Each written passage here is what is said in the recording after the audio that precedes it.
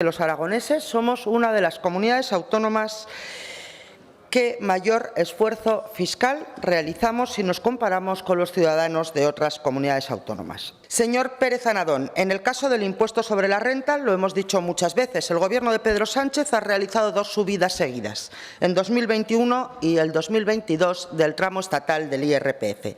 Aragón, y así se constata en el informe, no ha tomado ni una sola medida para equilibrar las subidas de Pedro Sánchez en el tramo autonómico, tal y como le viene instando mi grupo parlamentario en los sucesivos debates de presupuestos. ¿Qué ha hecho el Gobierno de Aragón, señor Pérez Anadón?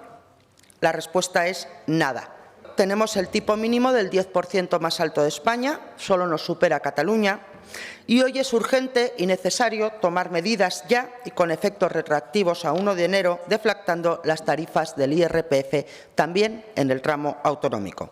Los aragoneses vamos a sufrir 4 sobreimposiciones, las 2 subidas de Sánchez, junto con la inacción del Gobierno de Javier Lambán, y 2 tarifas, la estatal y la autonómica, sin deflactar.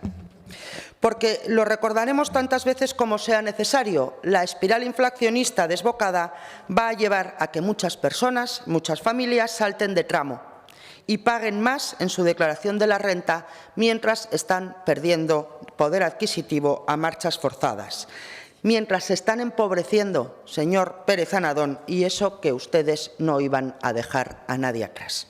Hoy Aragón es una de las 3 comunidades autónomas con menor competitividad fiscal. Hoy Aragón es la 8ª comunidad autónoma con mayor presión fiscal. Heredar en Aragón es mucho más gravoso que en el resto de España, exactamente igual que actos jurídicos documentados y transmisiones, que en los valores más bajos ocupamos las primeras posiciones y en los más altos nos vamos acercando a la media. ¿Qué van a hacer para que los aragoneses no sigamos perdiendo puestos en competitividad fiscal y qué van a hacer para que los aragoneses no sigamos ganando puestos en el índice de presión fiscal? Gracias. Gracias, señora Sosén.